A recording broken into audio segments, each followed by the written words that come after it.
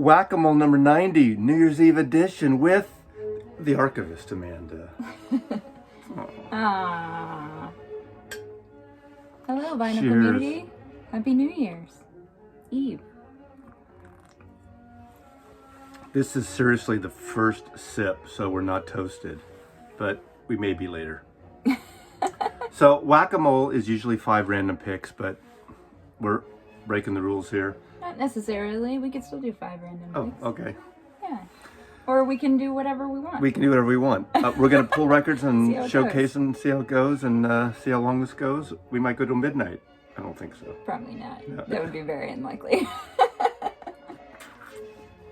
All right, well, and let's see how many records it takes for me to knock over this cocktail. Not many, I hope. All right. Or many. These are gin martinis, basically just martinis. You don't even have to say gin. So, I'm going to just pick a couple random ones and then we'll see how it goes. And you can pull whatever you want. I'm going to add to the pick at random. All right, perfect. And then we can just, if I don't know it and I can't chat about it, then that's fine. Okay. College Scotland's Bell and Sebastian, The Life Pursuit by Bell and Sebastian. You want to say anything about Bell and Sebastian aside from them being a twee indie band that was featured in High Fidelity? Yes. I remember that they first got started, if I am correct, because of a school project. When they started, they didn't sound like anything else at the time. They really kind of set the indie rockers' heads a spin, and it was great. I got a wonderful mixtape from a guy when I was in, I don't know, high school, maybe? No. Yeah. And he had Bell and Sebastian on it, and it was great, and I've been loving them ever since. This is my favorite. This is my favorite Bell and Sebastian album. That one is good. The Boy with the Arab Strap. That one is good. I think my favorite, probably just because it was my first. Great song called Seymour Stein on here. And Seymour Stein obviously was the president of Psy Records. You know, Psy Records, Talking Heads, Madonna, all that cool Ramones, right? I like this one. Tiger Milk. Ooh, yeah.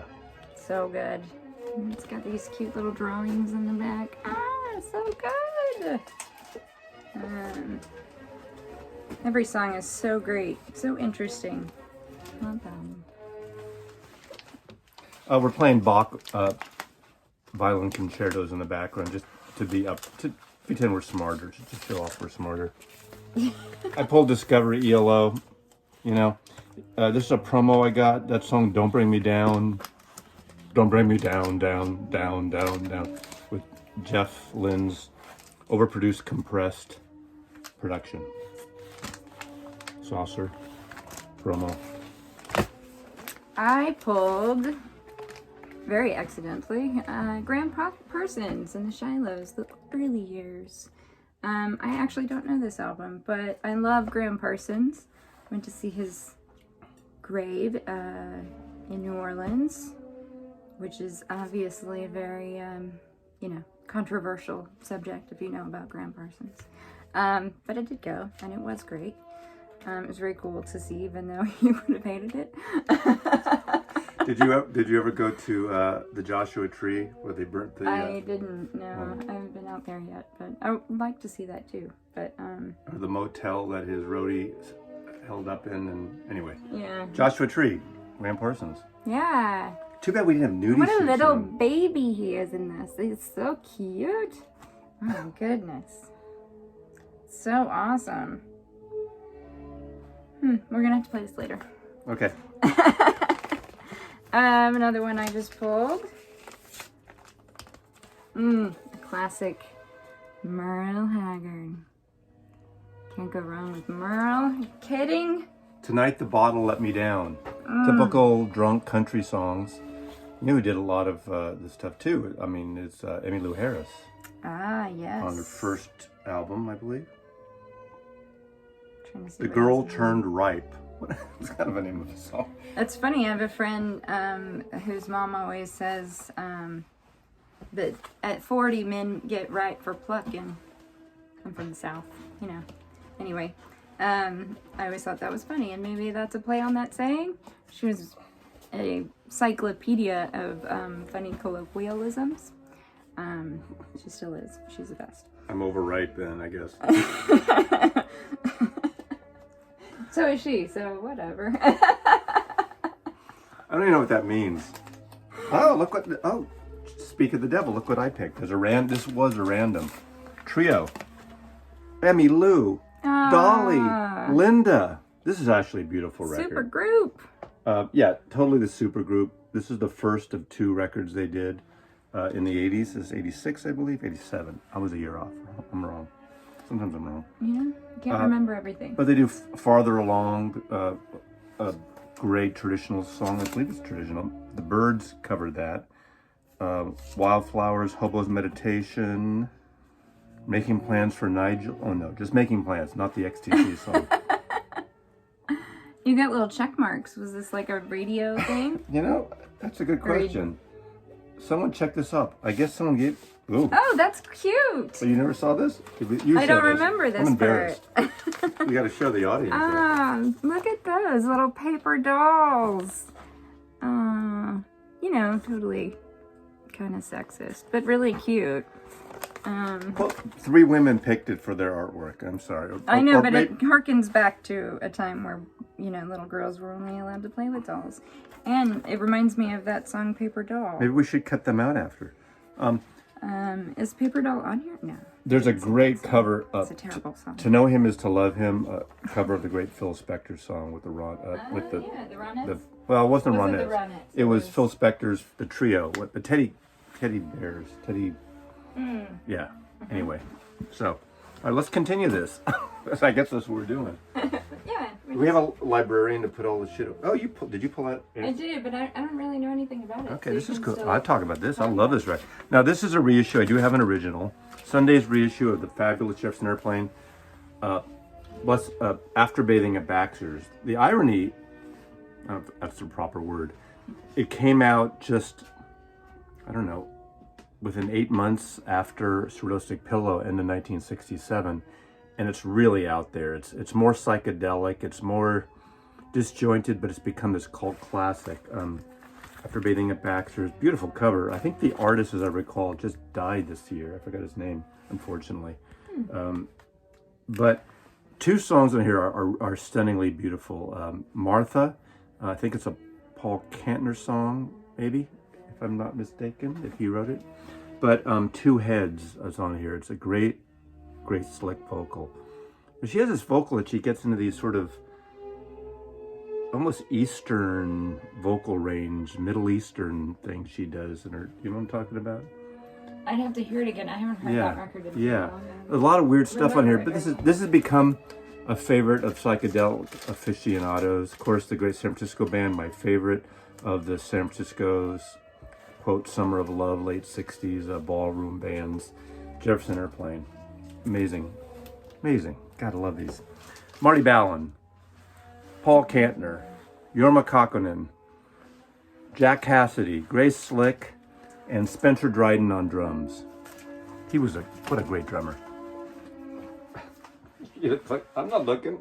I'm trying not to look.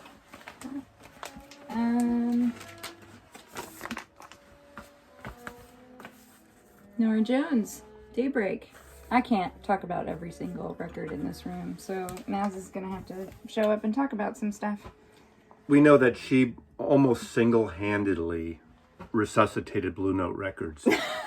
Definitely wasn't even related to it, but yeah. What? That's seriously? No. Oh, she did. I thought you were pointing at me. I was like, what did I do? Amanda. She did. Yes, we're talking about the records. You know, we're not telling people like about you. Pointing at me, and I was like, I don't understand. Nora Jones. We'll be cutting that part out later. No, we didn't cut anything out. This is the real deal. Nora Jones, of course, one of the daughters of Ravi Shankar. but grew up separately, not with Ravi. And God, I'm getting no light here. You gotta stand over here. You gotta be in the... You gotta be there in the light. You go. Oh, I'm ready for my close-up, Mr. DeMille.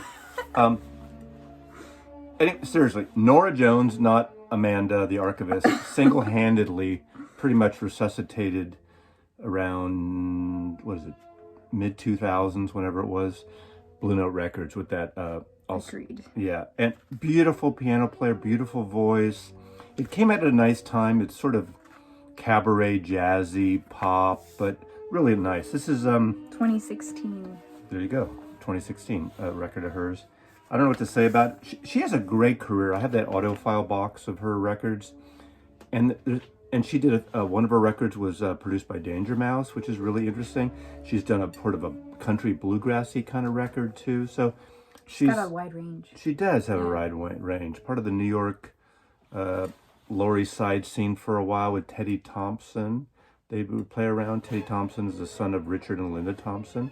Now we're getting familiar as in family lineage. Lineages. Yeah. So what else? Do you want to try some jazz records, or would that be, Let's shake it up. Why not? The jazz wall?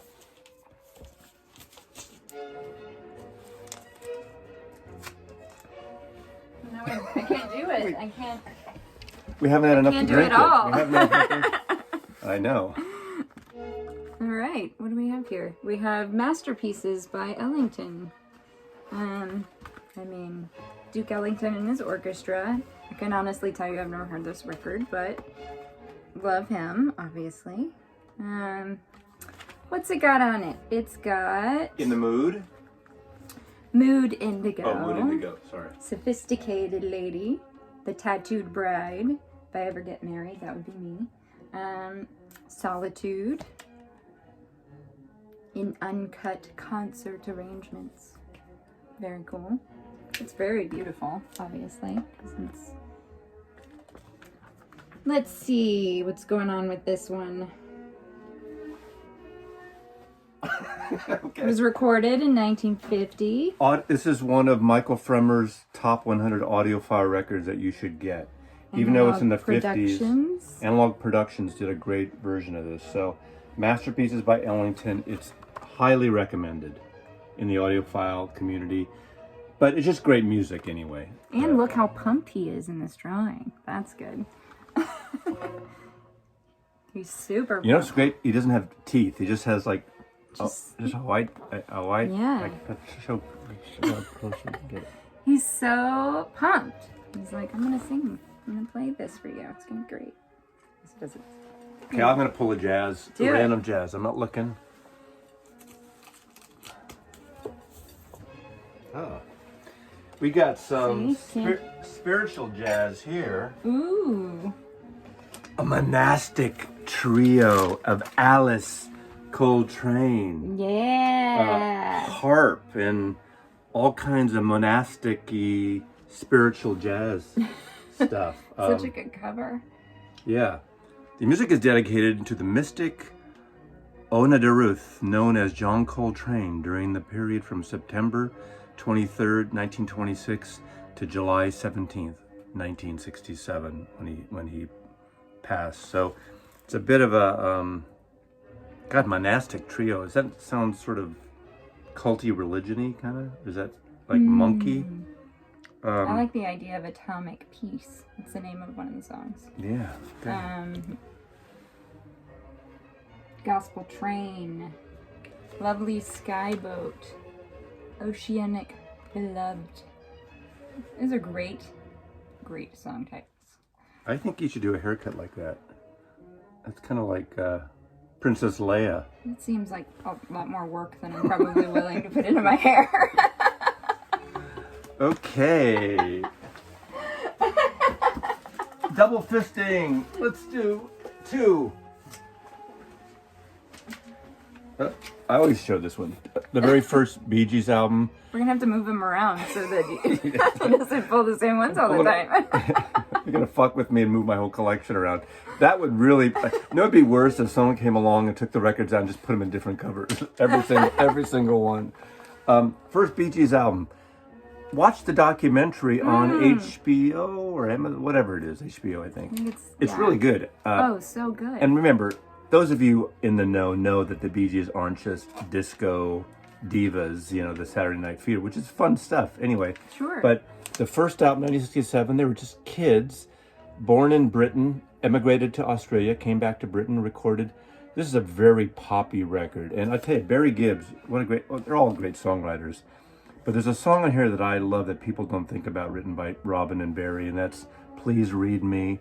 And I've spoken about that before. It's so gorgeous, almost religious, and a beautiful rendition by Nina Simone of that song. I think she covered several Bee Gees songs, which is kind of ironic. A testament to their songwriting. Right? Yeah. I mean, exactly.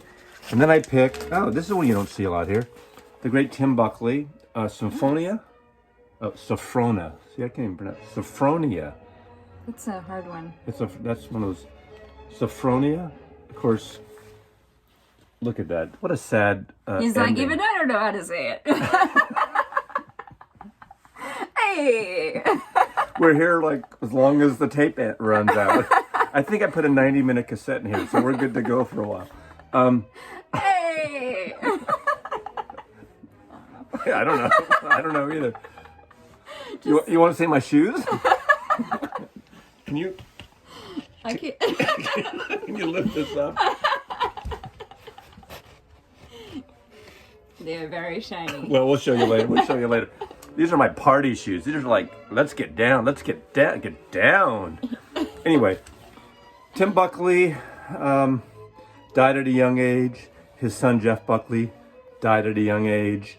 He's kind of psych folk stuff. One of my favorite albums that doesn't get a lot of love is Greetings from LA, which is a very funky record. Side one to me is one of the funkiest, upbeat, sexiest record I have. I think it's really beautiful. This is more folky stuff. This one doesn't get a lot of love. I don't know what else to say about it. Maybe it's the look on his face in the front. He's got this ridge in his eyebrows. He's kind of like suspect. He's like, I don't know if you want this record. He's not really selling it, right? I don't know. And they probably should have picked it different. No. Okay, I'm going to check that off. Let's go check everything off. Dolphins. Is that the... We can talk about how great everything is, but we should also be like, hey, No, we can be critical. Is that the Dolphins? Yeah. Oh, God. Dolphins, the Fred Neil song, Dolphins. You know that song? You've said dolphins about 4 times. No. They do like to sing. Yeah. You know what? I just realized I don't have any Flipper records. I used to. Ayo. You know Flipper? Yeah, the band. The Punk punk band. Yeah. Absolutely. I used to see them in San Francisco. I used to have their 45s, and in the Great Purge of '95, the Flipper records went away. When I worked on that project to remaster a bunch of live San Francisco shows, Flipper was in there. We remastered it at Skywalker Sound. Ooh. Fancy. Did you use like a lightsaber? No, but they bring you chocolate chip cookies. Of course they do. Warm I bring you ones. chocolate chip. I bring you raisin, oatmeal, orangey. I've given you some cookies before. Yes. It's not a competition. With men, it's always a competition. Right, ladies? There right, was men? a woman Right? who brought them the other time. Of course it was. Bring me the chocolate chip cookies. Are you going to pick some? Oh, it's my turn. I'm sorry. Well, I don't think we have a turn. I don't want to get just like distracted and not really. Oh. That's an obvious choice, but good choice. No, I don't know if it's an obvious choice. It's a fucking great record. Considering it wasn't actually a choice, it was a blind pull. We'll just go with that. You almost got your shoes in the thing. Oh. See? Yeah, see? Shiny. Doc Martens. Bronze Doc Martens. You didn't think Mazzy could bend like this. I'm ambidextrous. No, what's that thing? That's not it. Isn't that left-handed, right-handed? No? Yeah. Yes, I know my... Surprisingly, it doesn't have anything to do with your feet, though. How's it going? Love Supreme. Hey. By John Coltrane. Which, you know, Anybody who hasn't heard it probably should get around to it. It's so great. We just picked Mr. and Mrs. Coltrane. We did. Oh. They would like that, I think. Analog acoustic sounds reissue for UMG, Universal Music Group. All analog Kevin Gray cuts. A must-have. Absolutely. I showed this in my. I'm gonna like self-promote myself. Not that I always do that. Don't even. The top audiophile records of 2020. This is included. And I would have to say, if you do happen to have this at home, I would encourage us all to play this at some point in the first week of January, so we can just, put all of the good vibes from this record out into the universe for the new year. How about that? It's a challenge. I dare you. The Archivist dares you. Yeah, do it. This one again. I think we talked about this the last time I was on one of your records. This is like perfect masking.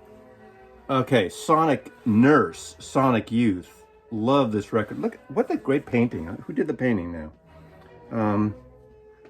Nurse painting and band photo by Richard Prince is a great artist. So they use a lot of great artists. I just showed one they did with Gerard Richter, the artist who did one of their covers, the Candle, whatever that one's called. But this is a great record. I love this record. Kim Gordon, the usual suspects. The divorcees of Kim Gordon and Thurston Howell III, or what's his name? Thurston Moore. Thurston Moore. I always get like Sonic Youth and Gilligan's Island confused. Oh. To Marianne. To Marianne of Gilligan's Island. It was just a 3-hour tour. We lost you. We hardly knew you. Little buddy. Okay, let's continue. Carry on. Your turn. You can go anywhere. Or as Fleetwood Mac once said, you could go your own way. Let's see. One of your faves. And the Mobile Fidelity version. Ooh, Fry Cooder. Paradise. And Lunch. What's great about this album too is I got turned on to the great piano player Earl Father Hines, because he does a duet on here, Diddy Wah Diddy. And I just love, this is such a beautiful record. So good. One of the few great original competitions called Tattler that Rye wrote is on here. And I believe Linda Ronstadt covered Tattler too. Beautiful song. I'm a Fool for a Cigarette. God. Jesus on the Main Line, If Walls Could Talk. Mexican Divorce. Okay, if I had to suggest 2 Ry Cooder albums, because some of the stuff is more minimal and more bluesy, some of it's more esoteric, and then obviously the international stuff, which is all great. But in terms of his solo albums, I would say there's 2 companion albums that I consider companion albums. This one, which is very... Which he really loves because there are martinis on the back. Yeah, are those martinis? Okay, that one. Except they're red onions. Maybe they're not. The red olives, maybe. I don't know. Okay, that and Chicken Skin Music. These are 2 MoFi ones. This is more Tex-Mex. Flaco Jimenez is in it. Smack dab in the middle, Stand By. A great version of Stand By Me, Bourgeois Blues. And of course, El Dia de Muertos, the skeleton, when you have a skeleton having sex with a woman and the skeleton's wearing a hat. God, that could be me and some young woman. I'm so old, I'm a skeleton. That is bad. Not cool, man. Well, I mean, come on. I mean, I'm not that old. I'm not dead, but is that okay? Not everything is about you. No, but a skeleton wearing a hat. Everybody who wears a hat. It's trying to Everybody's be you. everybody's a skeleton on the inside, right? That's true. Are you mad at me still? No, Yes, I'm not right. mad at you. Why would I be mad at you? I know it's not about me, but this is my channel, so it fucking is about me. It is, actually. Yeah, true. Let's just drink for a moment here. I don't know if YouTube's gonna have enough bandwidth for me to upload this video. Yeah, because they're running out.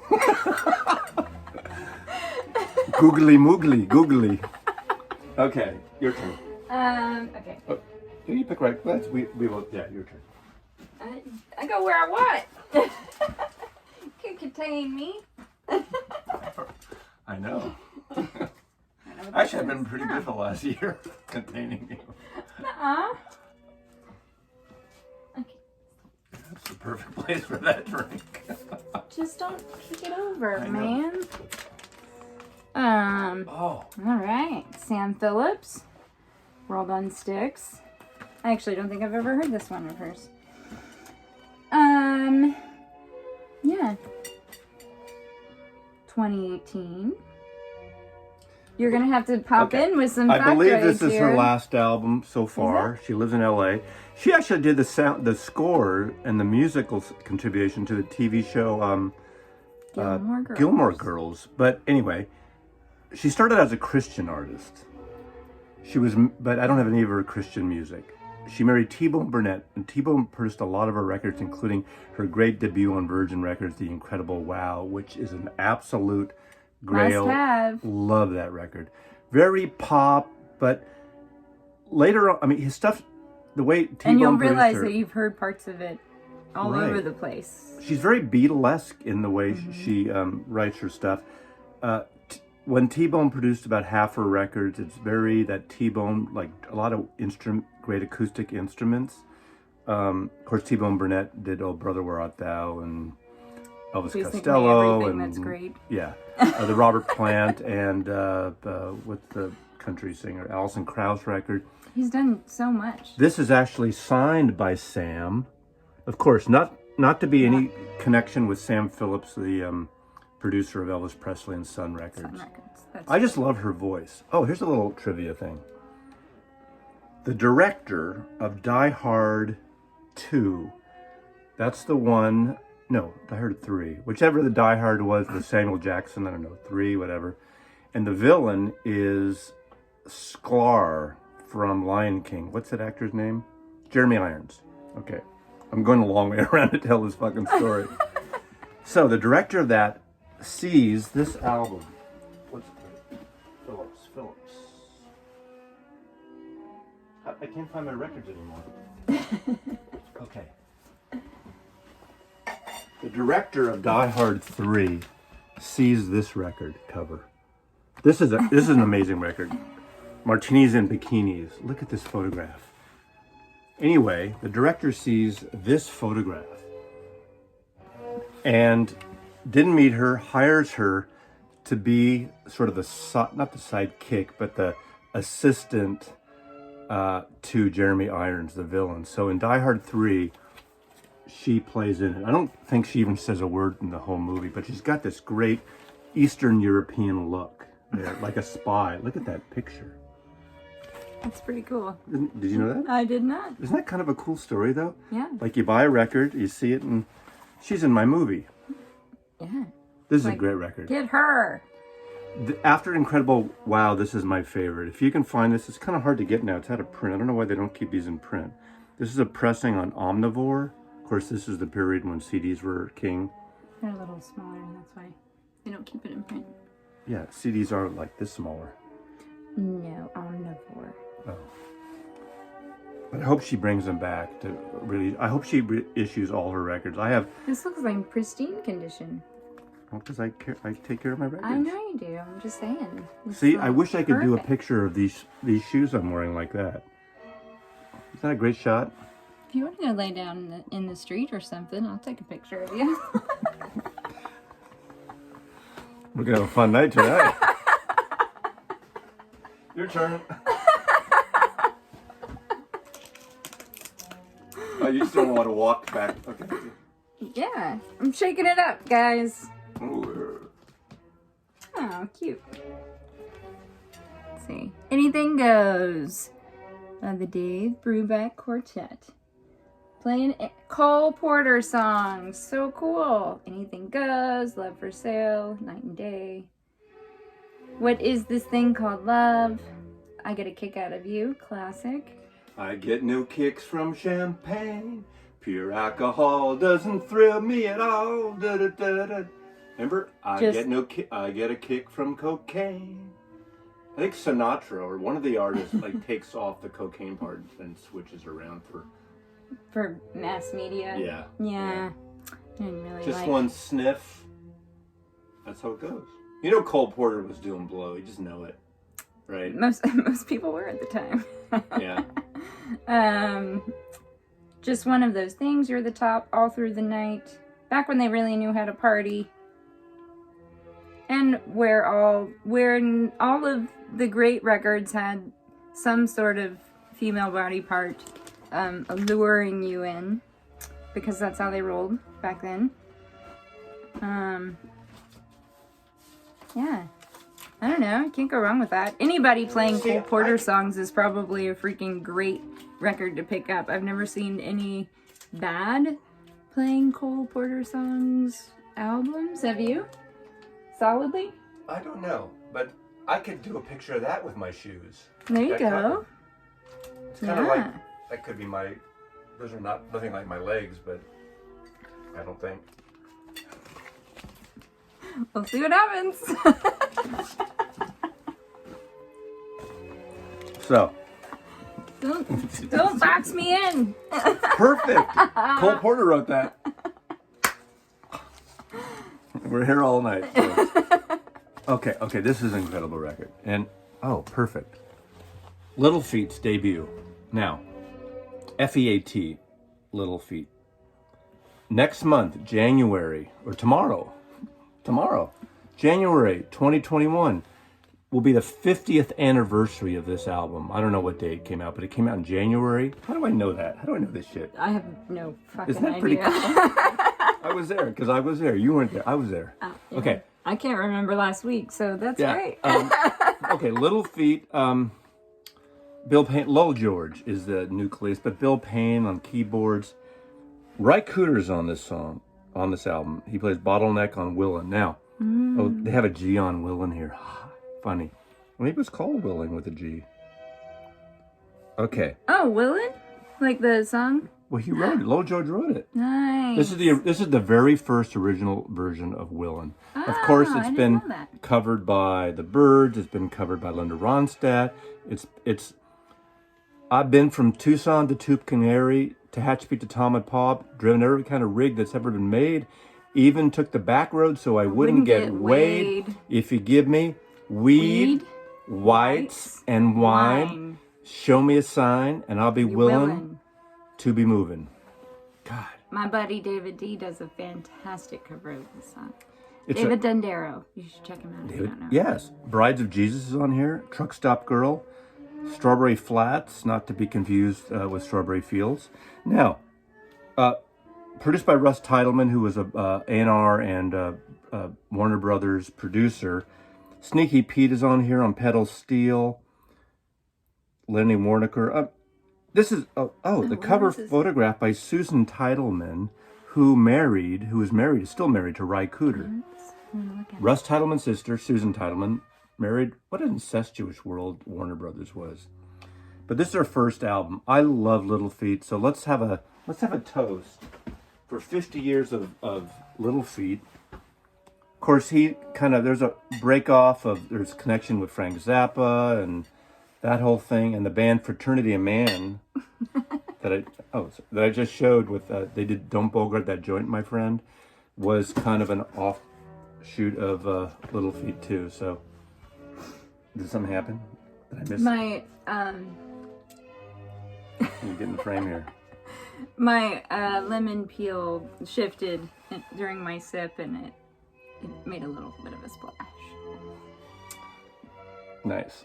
Happens to everyone. Your turn. All right. 90. 34 minutes in. This is going to be an hour at Whack-A-Mole. This is going to be the longest Whack-A-Mole on record. Amanda, will you come back for Whack-A-Mole 100? Oh, yeah.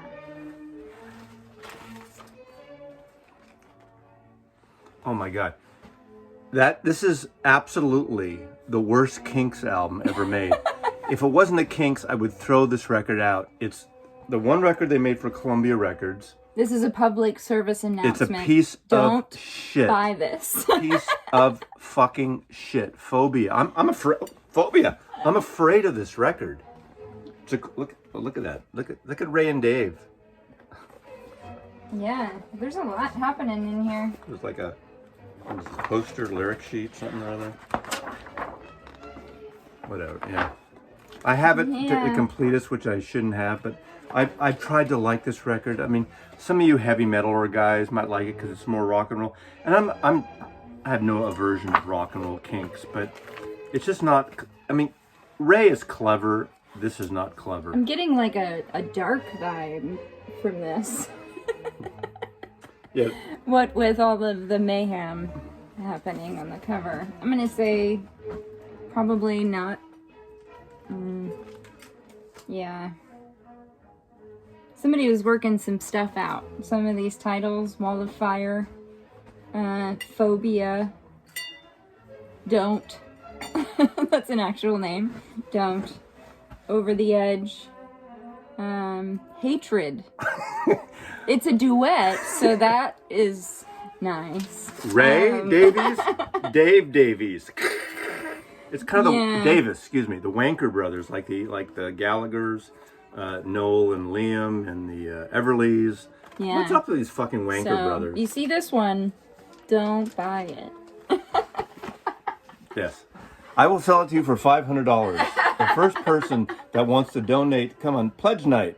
I don't do Patreon or any of that shit. Pledge night, though. $500, I will give you a signed copy of that record. Now, it'll be signed by me, not Ray or Dave. But if you want it, just inbox me, $500. PayPal accepted. I'll even do free shipping. Oh, what a pretty boy. Pretty boy, free basses in a Piper Cub. What's that last and dies. Pretty boy, free basses in a Piper Cub. Piper Cub? You never heard of Piper Cub? That's those small planes are called Piper Cubs. Oh. How do I know aeronautics? I know everything about everything. Or I know a little bit about everything, and if not, I make it up. A Piper Cub. That one escaped me. I'm sorry. I don't know how. I'm sure it's common knowledge. Did you ever see the Saturday Night Live? If you had said a Cessna, then I would have been all up on it. But remember Spartacus? I think if you're freebasing anywhere, it's probably problematic. So just cut off that last word and you're solid advice. Good one. But I really like Saturday Night Live did a bit way back, and Kirk Douglas was on it. You know, he played Spartacus in the movie. So they used to do these what if series, like what if Superman had a broom? What if Spartacus had a Piper Cub? That was the thing. Anyway, you had to be there.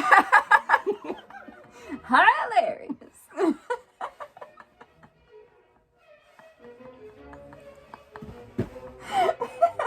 This is my favorite part. Help me, Jesus! Help me, Jesus! Anyway. Ricky, help! Ricky Nelson. The Ozzy and Harriet show. Underrated. I don't want to say underrated. He's great. He's an important figure in popular music around the period of Elvis Presley. Incredible records, especially one of my all-time favorite recordings. Yeah, they weren't trying to rip off Elvis Presley at all. This isn't like a total duplicate of Elvis Presley's photo. But I got a question. As a woman, is he prettier than Elvis Presley? You know... Or is he too pretty? I think that whole vibe is not really my jam, so I'm gonna say at least Elvis got into some trouble, right? He did. Well, obviously, freebasing in a Piper Cub and dying is getting in trouble, right? That's not really the kind of trouble I'm looking for. Trouble with a capital T that rhymes with P that stands for pool. You know what that is? From Music Man. Oh, how could I miss that? Because I'm like...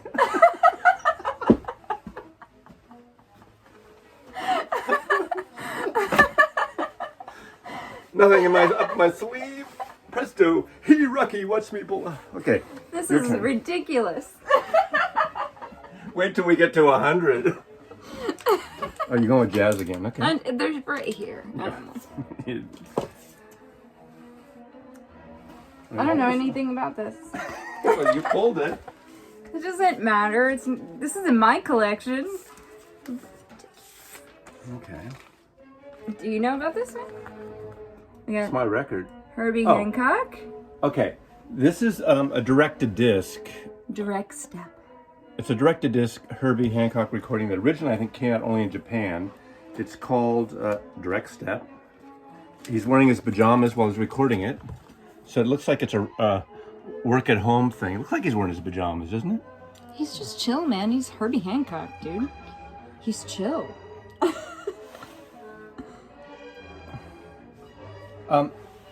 They really should have retaken a photo with him with a black background so that it would have been more consistent. Sorry. I think this was a record store day, Direct Step. Yeah, this originally had come out on in Japan only, and I think it was like 2-3 years ago. It's a good album. Not one of my favorites of Herbie Hancock. Not a must-have, but kind of nice. Just say no to ivory trade. Yes. I don't really have anything to say about this record. Except Herbie Hancock is great. Usually.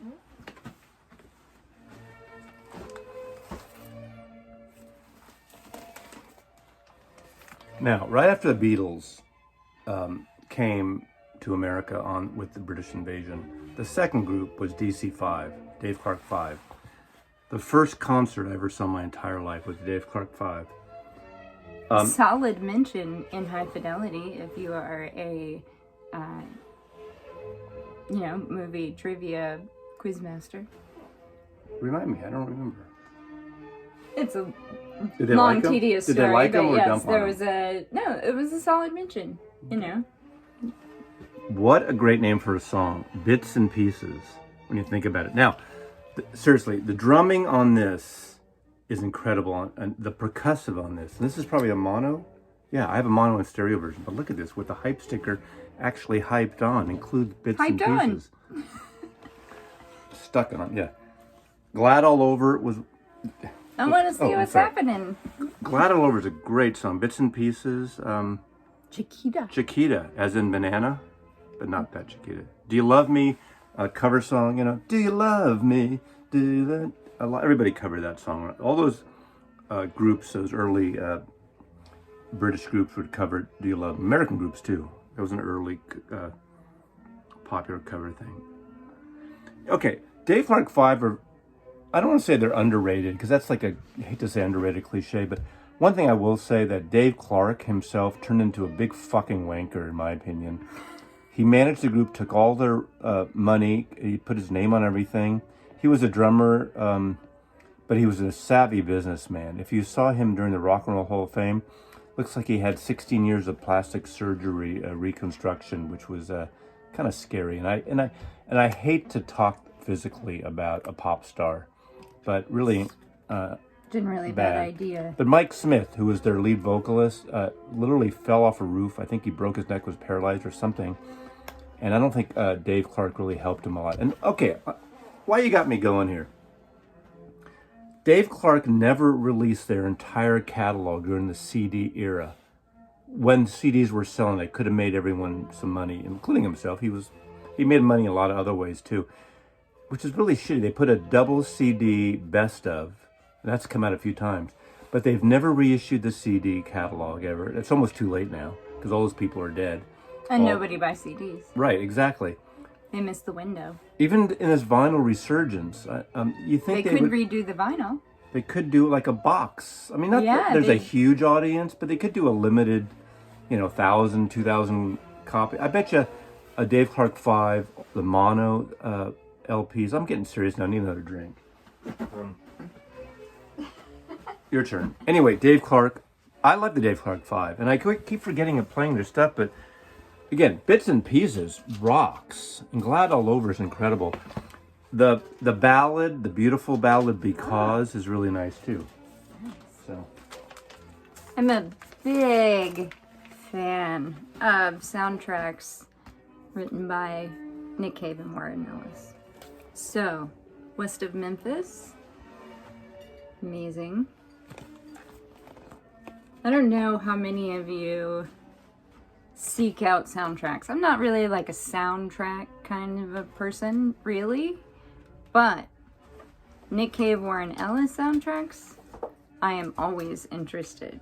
They have quite a unique way of telling a story through music together. And they know each other so well that, it's kind of unparalleled in a lot of ways.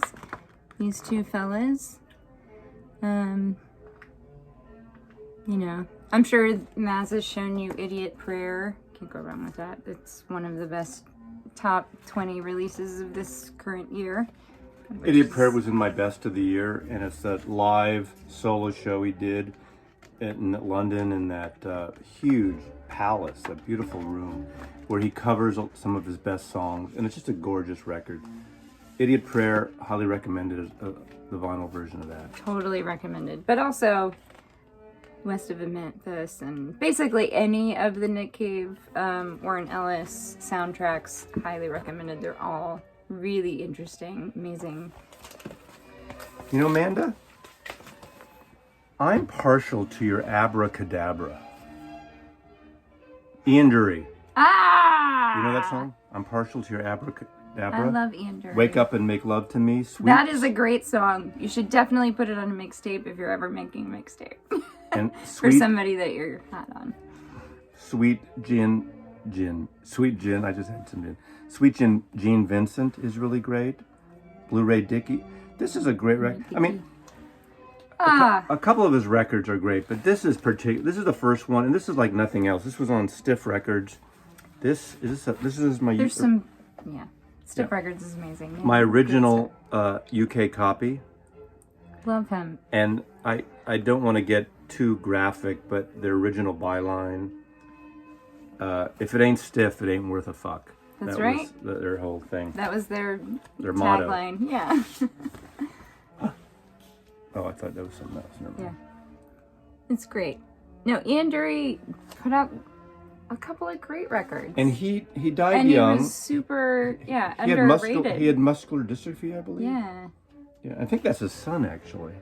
I'm not sure, but I think so. Come on, some of you Brits will tell me. Is that Ian Dury's son on the cover? I think it is. If not, I'm going with it. Yeah. No, it's great. It's a great record. I like that one a lot. And I actually didn't know you had that one. They're all here. All right. We got 10 more minutes because we're going to cut at 59. We got 10 more minutes.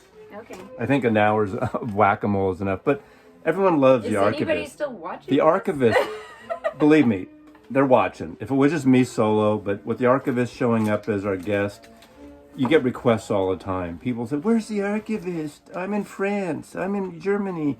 I'm in Austria. I'm in Turlock, California. Where's the Archivist? Nobody is saying that. Nobody is saying that.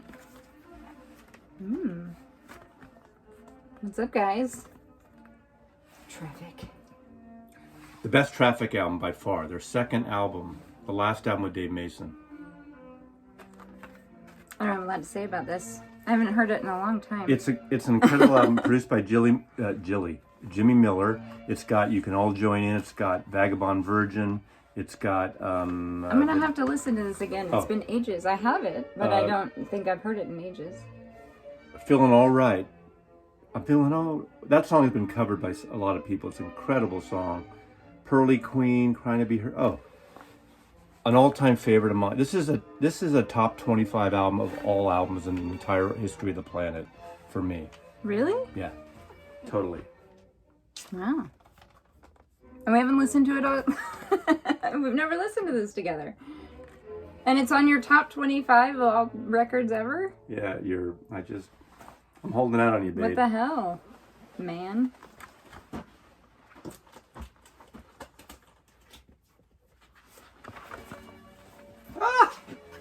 Oh, look who I picked. Who'd you pick? This is an artist that Amanda turned me on to about 15 years ago. Scout Niblet. Yay! Scout Niblet. Drummer. So great. Guitar player. Astrologist. Scout Niblet. Not for everybody. If you're a fan of harmonies, you should probably not. Exactly. If you want a drummer to keep on beat, don't buy this record. But she is so great. Very experimental, very unique, really just so endearing and fun. And her lyrics are very expressive, and even in their minimalism are very expressive. She's great, actually, and in a lot of ways reminds me of not anything in the way that it sounds, but more in her philosophy of music, maybe. Young Marble Giants. Just kind of in the way that it's more experimental and minimal and kind of just so good. She's great. She's freaking great. I wish she was still putting out records. I think if the first for that, I think the first record I ever gave you was Young Marble Giants, or one of the first. The first concert I was ever at that I ran into Amanda. I think we knew. I think you knew. We were whatever. Was Scout Niblet on Mission Street at 12 Galaxies. 12 Galaxies. If you know Mission District, San Francisco, haunts that people didn't normally go to.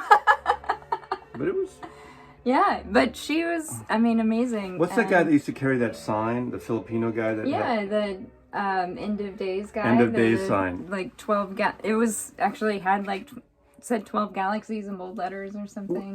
We missed that San Francisco, Such a weird, beautiful landscape of tin hatters and, whatnots.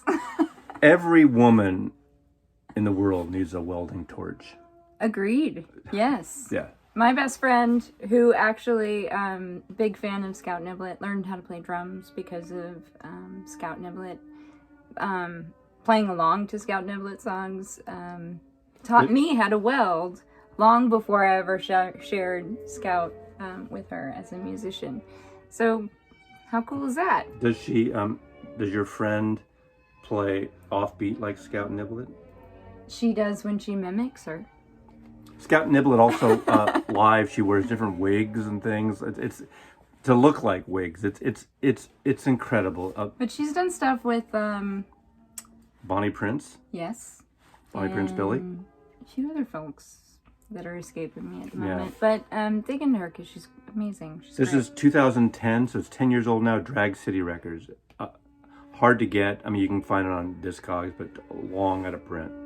She's great. Love it. She's super love it. fun. Yeah. Are we still going? Do we have any more? Yeah, we got like 5 minutes. All right. We're making this up as we go along. Thanks for watching. I really appreciate it. Are you still watching? Subscribe. Nobody is watching. There's a few people watching. They're skipping ahead to see if there's going to be a punchline. You want to talk about it?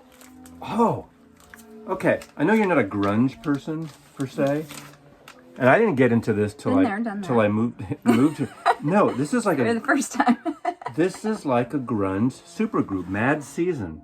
Mad Season is a bunch of guys who are dead now. Because half the grunge people in Seattle and Portland and Olympia, Washington are dead. It was a hard. Yeah, it was a hard season. We're talking, literally. It's a mad hard season. I've been there. I've been bad and I've been hard. Okay. It's Pearl Jam guys. It's Alice in Chains guys. It's, what are their names? Come on. I can't even read that. You can't even read this type. Okay. It's, give me a friggin' break. Oh, God. Someone out there is yelling, God, Maslov, you don't know anything about this. This is a really good record, though. Isn't it the guy of, what bands are these? Oh, Mike McCready. Okay, Mike McCready from Pearl Jam. Come on. How embarrassing. Mark Lanigan song, vocals. Mark Lanigan. You know Mark Lanigan. Mm-hmm. I can't read any of the text. Someone needs to schedule an eye appointment. No, this is like, this should be, God, can you imagine the CD of this shit? Why would it make any difference? Oh, it would be small. Anyway, it's a super group, and we totally fucked this up. It's these guys. Two of them are dead. They only put out one album, and there's a live album. I think they did something was it the Seattle Symphony, maybe, a version of this? Really good, incredible record. It's called Above, and this is a Columbia Legacy reissue. I missed it. I think you might like this one because okay. It's not what you. I'm not a big grunge fan because I get tired. I get tired of the type of stuff, but Oh my goodness! Happy New Year! Anyway, we got 3 minutes to go. Again, I want to thank you all for subscribing, for watching these videos, for liking them, for commenting. I love having Amanda here for New Year's Eve and for the 90th Whack-A-Mole. We'll bring her back for 100, hopefully. But Mad Season, you know, I know this, but I'm just blanking out on which, you know, which guys are in this band. Sorry. Okay.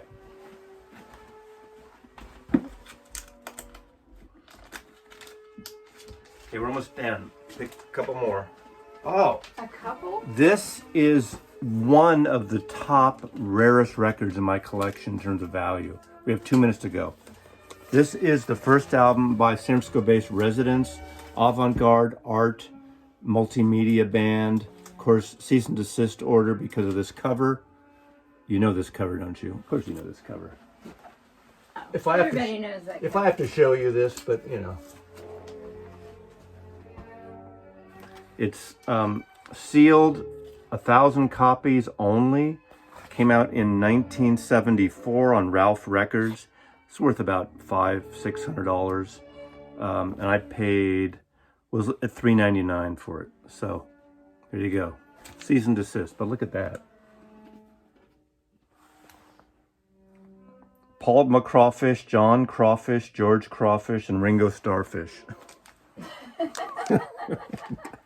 Talk about conceptual. I used to see these guys, them and Snakefinger and Tuxedo Moon, that whole Ralph Records entourage in San Francisco. What a great time. What a great, that's so fucking great. All right, we got a minute to go. Your last pick. Last pick. I'm gonna pick something.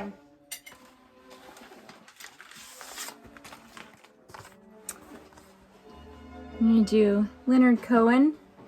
Thank You for the Dance. And if you are a Cohen fan, then I don't have to tell you anything about this record, other than the fact that it's beautifully pressed and it was released after his death. Do you have more to add? His son Adam produced it, posthumous record. Beautiful record. We both are big Leonard Cohen fans. The depth of his voice, even though it's low, and it just really, really lovely. Low and sultry and gorgeous, and put this on, or any Leonard Cohen album when you're got a lady over back, like in the future when we're allowed to have dates and people in our homes that I'm already related to. Happy New Year, everyone. Happy New Year. Mazzy loves you. The Archivist loves you as well. Thank you. Take care.